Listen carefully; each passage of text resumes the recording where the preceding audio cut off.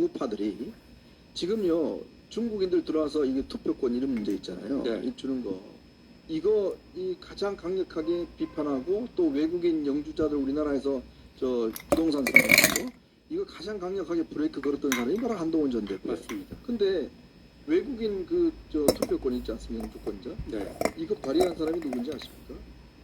권영세 원희룡이에요. 네? 맞아요. 그 사람들이 참 오해를 하고 있는데 실제로 이런 것들을 해낸 게 바로 한동훈 전 대표예요. 맞습니다. 그리고 이번에 저 중국 전승절 이재명 대통령 오라고 초청받아갖고 갈까 말까. 근데 그거 제일 먼저 국민의힘 정치인 중에 분명하게 가면 안 된다라고 그 치고 나간 게 누구예요? 네. 한동훈 전 대표 아닙니까?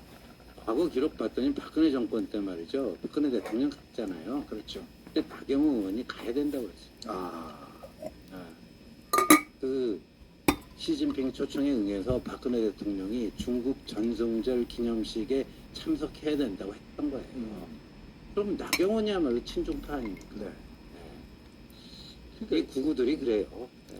참 이런 것들을 기억에 잃어버리고 이제 와서 그냥 한동훈 전 대표를 마치 무슨 뭐 공격하고 있는 그러한 사실인데 사실 한동훈 전 대표 그동안 보면 가장 이재명 대통령과 어떤 면에서 보면 각을 졌지 않습니까? 체포동의안 그때 통과시켜 법무장관 때 했고 아까 이야기했던 이 중국에 그런 생각 가면 안 된다라는 이야기를 했고 그리고 지난 대선 때도 보면 본인이 그런 이야기를 많이 들었대요.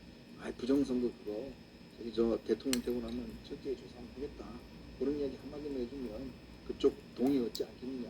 자, 그리고 또 후보 단일화 한다는 거 한마디만 해주면 표 얻지 않겠느냐. 근데 이건 한동훈 정치가 아니다. 국민이 속이는 거다. 끝까지 안 했잖아요. 근데 진짜 국민 속인 사람은 누구입니까? 한다고 해놓고 안 한 사람은 누구예요? 한다고 했다가 안 한 사람도 문제고 네. 그다음에 그 대선 후보 자리를 홀라당 먹으려고 했던 분도 문제고 지금 그 후자의 분은 특검 조사받고 있잖아요. 네. 그리고 아마 상당히 문제가 크게 될 것 같습니다. 왜냐하면 그 계엄 선포문을 사후적으로 작성했다가 없앴으면은 허위 공문서 작성도 되고 없앤 것 때문에 증거 인멸도 되고 여러 가지로 문제될 가능성이 높아요. 그래서 이 지점에서 다시 한번 생각하게 되는 것이 정치를 할 때 원칙을 지키고